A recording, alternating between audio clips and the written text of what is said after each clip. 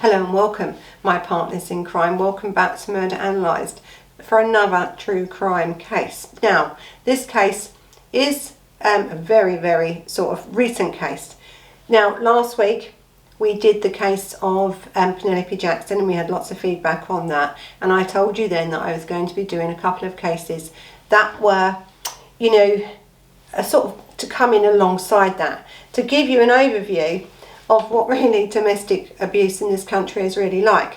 And you could say maybe the sentencing's different between men and women and the different facts and stuff that's going on. So in these two cases that's coming up, that will help to sort of widen your knowledge, I think, of what's really going on in the UK and the laws on the UK of domestic violence. To do with all these cases. So today's case is the killing of Ruth Williams. It is solved.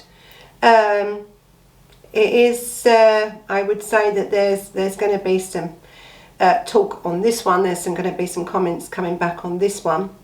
You know, it is a controversial case. I believe it is. And I'd like to know whether you think this man got what he really deserved. So before we start, don't forget that you can subscribe anytime through this video. You can put your thumbs up button, you know, your like button, and you can hit that bell button and find out when next videos are due out.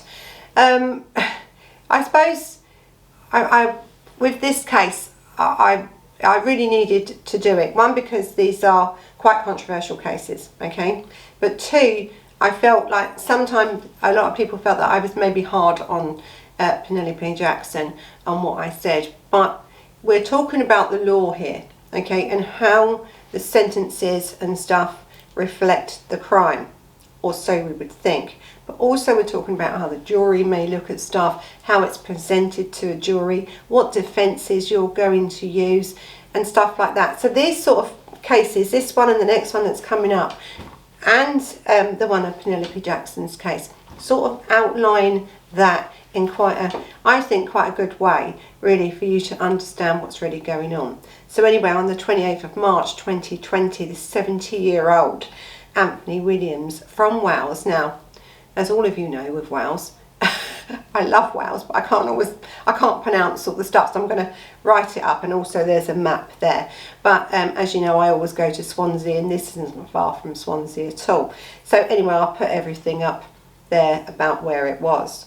Now, this Anthony Williams, this 70-year-old man, strangled to death his 67-year-old wife. Now, they were married 50 years. 50 years. So, similar, I suppose, when we look at it, to Penelope's case, only in age. So, the following February, he pleaded guilty to manslaughter on the grounds of diminished responsibility. And he was acquitted then of murder. So I think his first charge, they charged him with murder. And then, of course, we always charge high, because then at least you can come down. And as I've said with murder before, it's hard murder because you're trying to, you have to prove intent. Now, I'd like to know in your mind by the end of this whether you think that there was intent, you know, or was it manslaughter? It's a really important question, this one, because the sentences are, you know, quite low here. Anyway, his defence argued that he acted due to a mental state which had been worsened by COVID-19 pandemic. Okay, now we'll talk about this a little bit later in this video. So the court was told that William had not slept for days. He had worries over money and coronavirus and his health and stuff. And so this is sort of now building up to his defence of diminished responsibility.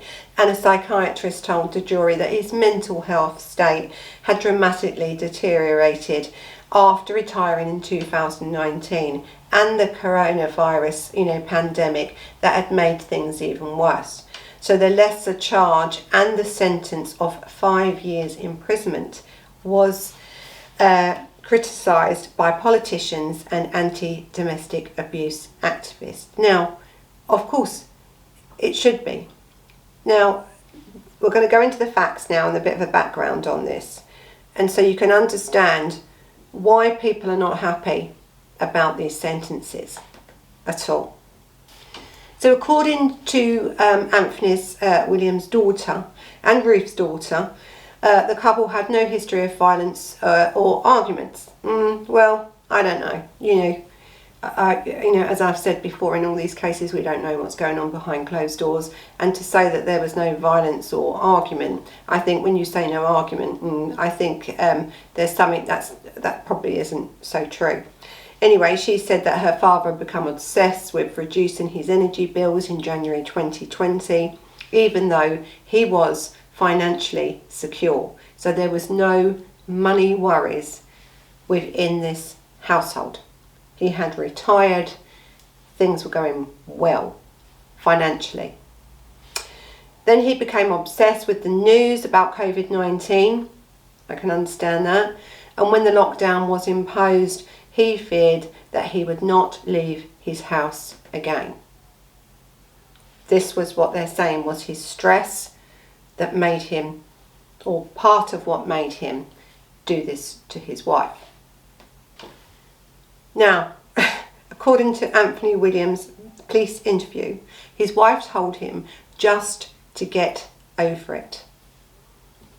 Get over his fears, his worries about COVID-19. You're not going to be trapped in the house forever.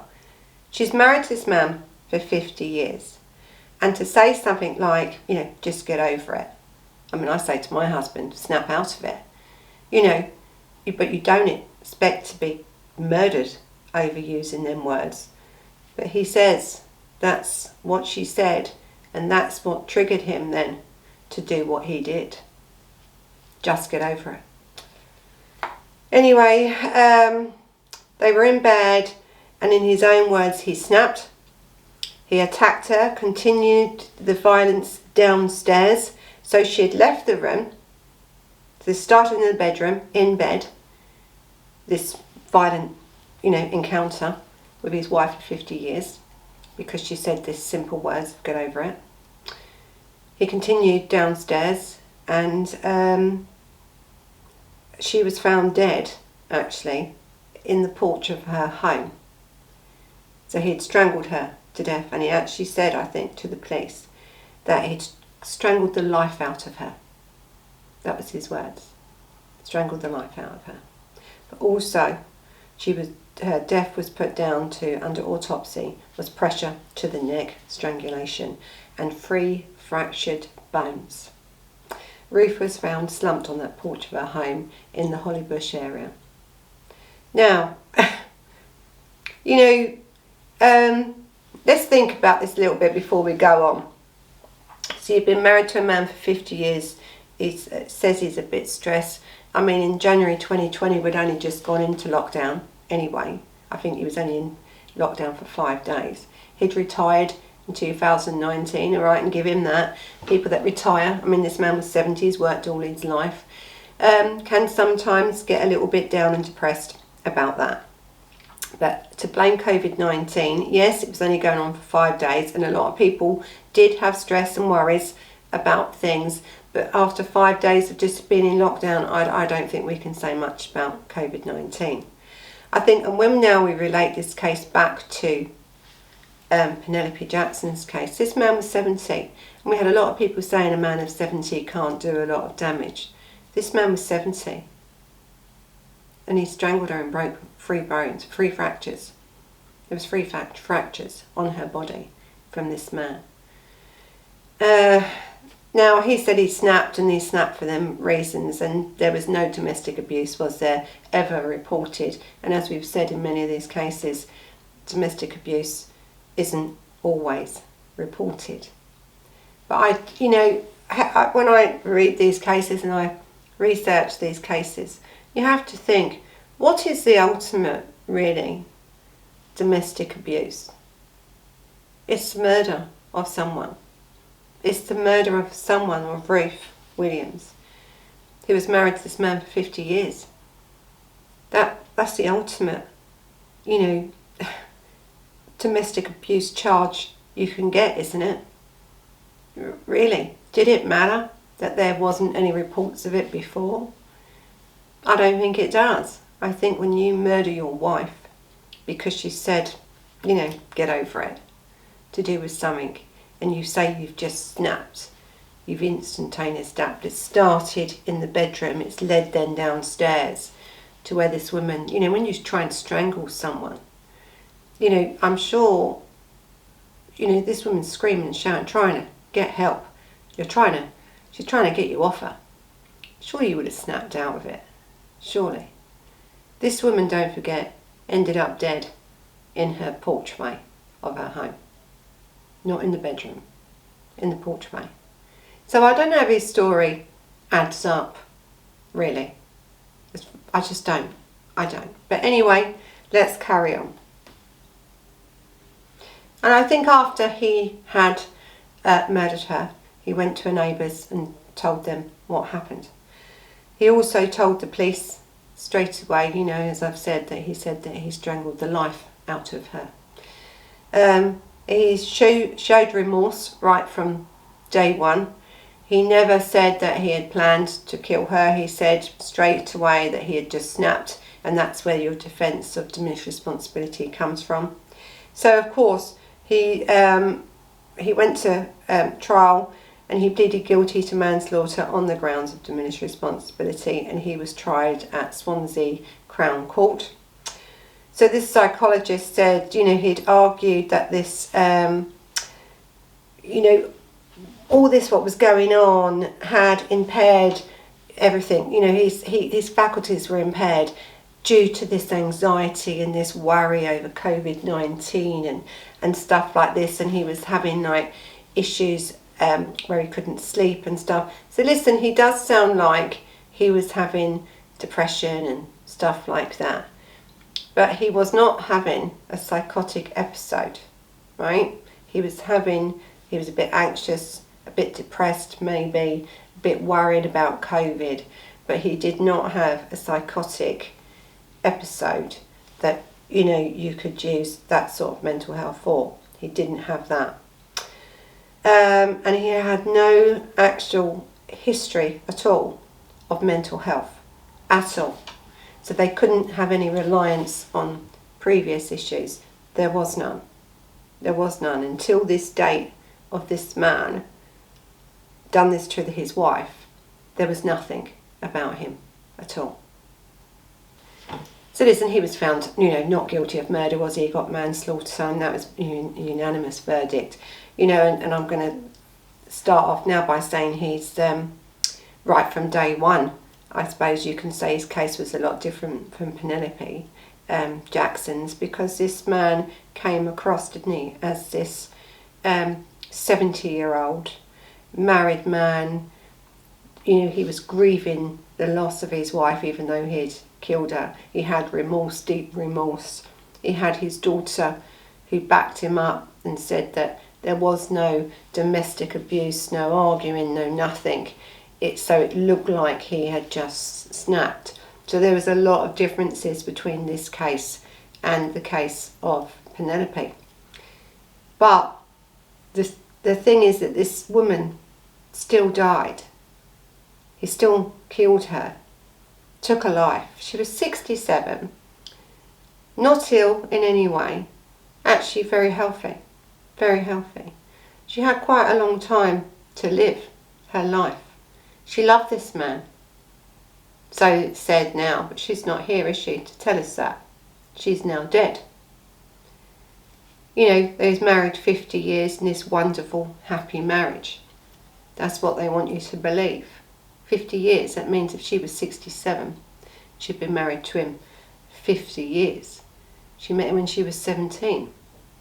It's a long time, isn't it, to be with someone? A long time. So do I think that there was any domestic abuse before? We don't know, but I would assume there was something. Do we think there was coercive control or behaviour? Could have been. Just because the daughter hadn't seen it. Could have been. Or do we believe that he had just snapped? That was it. After 50 years of this happy marriage, for the wife to turn around and say, get over it, that you snapped, you strangled this woman, in your words, you strangled the life out of her, and you fractured bones in her body, left her dead on the porchway of your home. So, I don't know, I think there's issues here in this case, definitely. So look, due to this, plea and everything, and they believed him that he was the manslaughter charge, they believed everything he said, and he got 5 years in prison. Now, when you think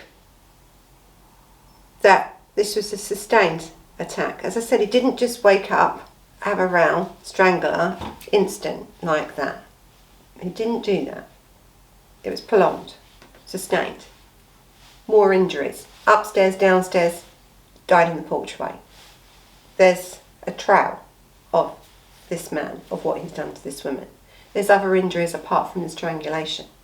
So I think that's the part, I don't know what happened in this trial, but, that's, anyway, that's what he got. But, so when we think about, right, if you get manslaughter, what would you usually serve? So, in all prisoners, right, in England and Wales, and this is all prisoners in England and Wales, are released halfway through their sentence point. Good behaviour, this, that and the other, we're given 20 years, they do 10. Right? That's it. Then, you have to take off though, time served, don't you? So this man, when he was arrested, he was put on remand, kept on remand for I think about 11 months or whatever it was. So really this man in the end would have only he got a 5-year sentence for his diminished responsibility plea of manslaughter, which was unanimous actually, they gave it to him. You take off the time he spent, he would do less than 2.5 years in prison for the murder of Ruth Williams, his wife of 50 years. That's it. 2.5 years and you're out. 2.5 years and you're out. For murder. It's a shocking case this really when you think about it. Now in one way we look at the Jackson case and we think that that's a shocking case. But when you look at this case, this woman trusted him, loved him, so he says.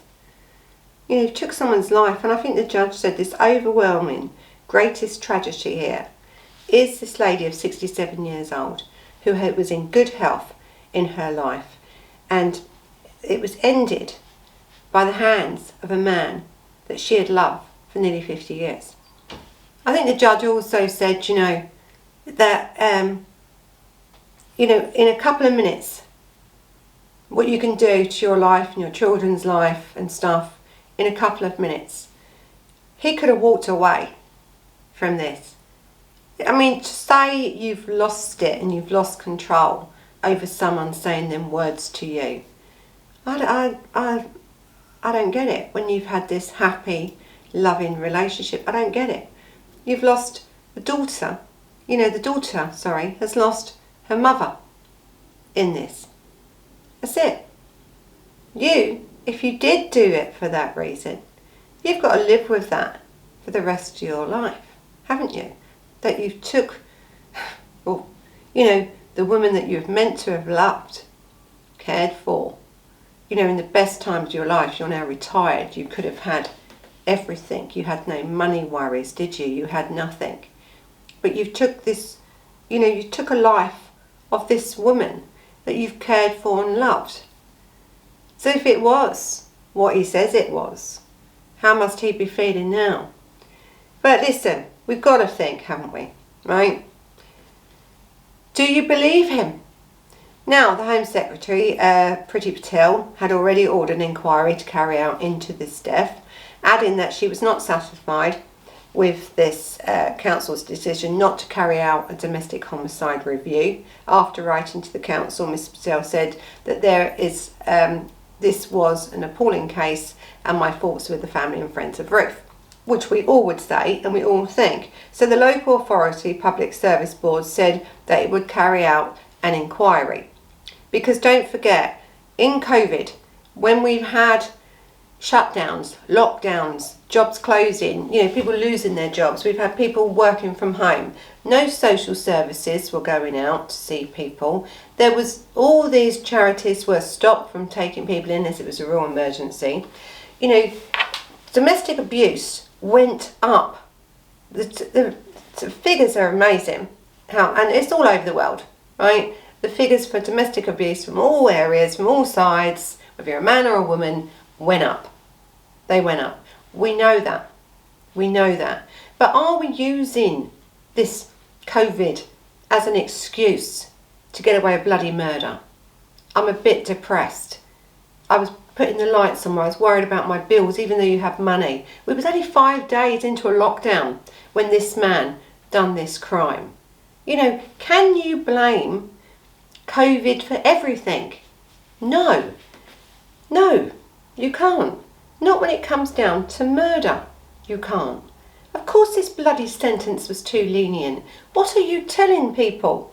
What are we telling people about this sentence of 5 years? You've done your 11 months on remand and then you'll be out in, under 2.5 years. What are we saying to people now about what's expected in society, about how you treat your partner, your wife of 50 years? What are we telling them? Listen, the law, and I've said this before with this law, and the next case coming up is actually even worse than this one. We had Penelope Jackson jailed for murder for 18 years, and she was 67 at the time that she murdered David.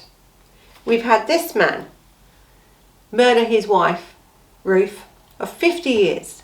He was married for 50 years. And his excuse was, under diminished responsibility, that he lost control, instantaneously lost it. Really? I don't know. I don't know. And I think what this case does, for all the people that wrote comments and stuff about David being 70, she wouldn't be scared of a 70-year-old. Listen, we knew these two were bickering, right? These last two, David and Penelope. We don't know if these were bickering. We don't know. This man had given up work in 2019. We don't know. This woman had been married for him for 50 years. She was 17 when she met this man. She may have been controlled by him. You don't know, because we really don't know what's going on behind closed doors. So listen, during this, let's get back to this case. During this case, we've heard, haven't we, that he said that his mental health was bad, his mental state, was severely affected at this time. It could have been, but there was no history of that before at all. His sentence was referred to the appeals court by the Attorney General because they believed it was unduly lenient. See what's going to come out about that. But lots of people have got involved in this. There's lots and lots of people get involved in this. And the thing is, from April this year, 2021, we've got the new Domestic Act, haven't we? Domestic Abuse Act comes in. Now, there's a lot in there, but if we're going to put these laws into place, right, we have to use them, don't we? We have to. So as a domestic homicide between a husband and a wife, sentencing guideline for domestic abuse should have been considered here. So this is what I mean, 5 years. Even if you think, when we talk about, manslaughter, you can actually go up to 18 years for manslaughter. The judges have a lot in their sentencing ability here. But people believed him, 70. No history. No nothing. Listen, this man should have got 10 years. He should have. And then he would have done his 5. Right? But to give a man 5 years, knowing he's only going to do half, what, did they feel sorry for him? I don't know. I don't know. But you took a life. This is what we're saying, that this is all that Ruth was worth. This is it. This is all her life was worth. Was that? Oh, I think it's shocking, really. I think the other thing, I think that the prosecution, well, the judge noted that both prosecution and defence submitted William had low levels of responsibility at this time of this manslaughter, because we can't call it murder because he's been done for manslaughter, but little said the trial prosecution was wrong to say, and they said, sorry, the prosecution have said it was wrong to say that he had lower levels of retained responsibility at the time of this killing, and that his anxiety and depression condition, not any form of delusion or psychological disorder were reported. It was just depression. As I said, there wasn't a psychotic episode that made him lose his knew what he was doing, not knowing what he was doing. So he had capacity, right? So if you have capacity, you sort of know what you're doing. You may have lost it for an instant.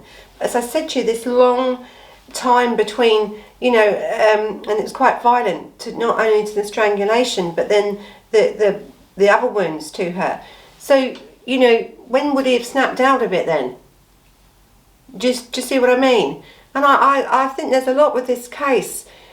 When you strangle someone, it's not quick. It's not quick. It's not painless. You're suffering. She suffered. It's not a quick thing, is it? You're telling me when he's looking up, looking down at her as he's strangling her, killing her, that he doesn't snap out of it? I don't know. And I think I'm going to leave this one up to you, because I just wanted to tell you about this case quickly. Because it is a case, really, and I think that even the appeals court actually have said that it was a one-off. That's it, he just snapped. It was a one-off. Just happened. Well, that's great, isn't it? For all the people out there being, domestically abused. It was a one-off. So I think, listen, with this case, and then we have the next case coming up, and we have the one prior. I think the law is a strange thing, isn't it?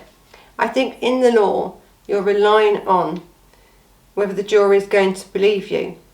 Now, as I said, the difference with the case of this one and Penelope Jackson's case is there was a body cam worn by the police officers at the time of her arrest. And we've all seen it, haven't we? We've seen it on the telly, it's been everywhere, hasn't it? Where she's telling you, blatantly telling you, what she's done and why she's done it in a certain way. So the jury are now seeing things. So it's difficult, isn't it? And I mean, one of my friends said to me, gosh, it was a bit hard on them defence team. But well, you have to think, don't you? Just because we have new laws, sometimes when you're planning a case and a defence for someone, you have to look at the whole picture, and you have to see what evidence that jury is going to see, and whether you believe that that jury are really going to accept that evidence. And without question, the jury accepted that evidence from the body cams. I'm compos mentis, I know what I'm doing. And the difference with the case, of course, with this case, is that she stabbed him 3 times, once and then twice more, and told the police on these body cams that she wanted to do it more. And no, don't save him. So this case would have been a very, very difficult case for anybody to prove that there was some form of diminished responsibility to get that down to manslaughter. So you can say the judge and jury, as I've said before, didn't believe it, like in this case of the Williams case, is that they believed him because he came across from day one as remorseful. He came across as a 70-year-old man who was in love with his wife. He didn't dish his wife, he didn't, diminish her character in any way, did he? So the difference is not just about the facts of the case, it's about how them facts of that case are presented to the jury.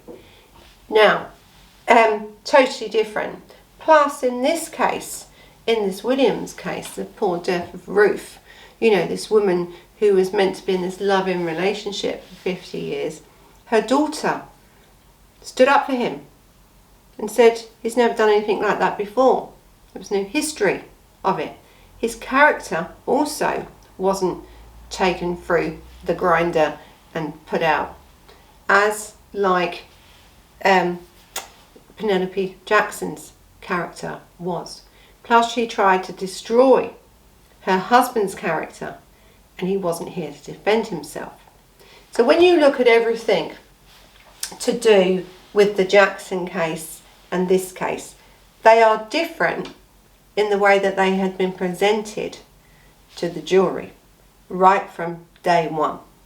Now, with the Jackson case, and I've spoke about Ella Wallier's case before, where she was tried for murder and then got off, didn't she, on diminished responsibility, and was out after about 3 years, I think, on time served.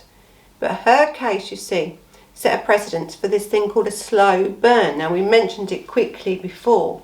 Now, a slow burn, if I was going to go with someone like Penelope Jackson's case, because a slow burn, you see, doesn't have to be loss of control now, instantly. It's from when things happened way back and they've come up slowly. And I always say it, and I used to say it to my students, it's like, you know, them cartoons you have, and they, you know, they light the pretend bomb and it's got this long flex on it. That's what slow burn is, you see.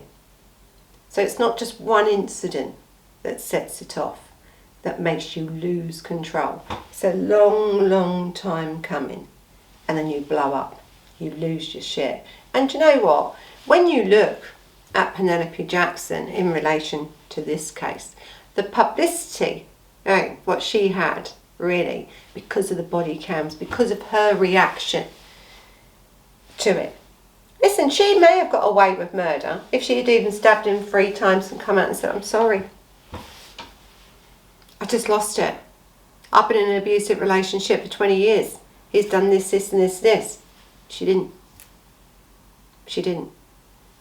This man didn't do that at all. He never done any of that. Right from the first minute when the neighbours were told about this murder, he never ever said that he planned to do it. So the only way that you can get someone on a murder charge is to find out whether there was an intention there to kill. And in his case, there was not. So he got manslaughter, and that's why. But he got a very low sentence, the lowest you can get on manslaughter, really. I mean, God, I've known people, I can't believe it. But anyway, he got manslaughter, and as I said, manslaughter holds up a sentence up, depending on the gravity and the factors on that case, of up to 18 years in prison. That's what it can hold. So why they gave this man 5 years, I don't know. So I'd love to hear your opinions on that case. And has it changed your mind a little bit, this one, in relation to what was being said about Penny Jackson's case? These are contrasting cases. Same age, aren't they, really? They're in the older generation. You know, they've been with their partners a long time. One was outspoken about it, why she did it. The other one was quiet, remained calm. Or is it because he was a man? Is that it? Is that it? Because that's what a lot of people think. Is it because he was a man? Well, I'll have to wait and see all your responses on that. But thank you for joining me today. A strange little case, this one, but one that I wanted to bring you in. Now, the weekend's case is similar, but different. Different in a way. And we will be going into a lot more about different things to do with the law and sentencing in that case. It's another one where did a man get away with murder. So, thank you for watching. You know what to do. You can subscribe. You can hit that like button. You can follow us on Instagram and on Facebook. And I haven't been on Instagram that much, but I must do it. There'll be clips of these sort of things on Facebook if you'd like to see before they come out. There's usually little clips I put on there once I've done the bit of editing and put it up. You can follow this case on Let's Have a Chat About Murder. I'd like to thank all my partners in crime and my members in my members lounge as well for supporting this channel. I really appreciate it, and I will see you again on Thursday mornings for Murder Mornings, and we will just be discussing this case and of course the last case that I put out, which was, you know, a viper's nest of paedophiles, and the response to that has been overwhelming, so thank you for that. And you know, we've had a lot of comments on that, so we'll be talking about them in Murder Mornings. So thank you very much for listening, and until the next time, bye bye.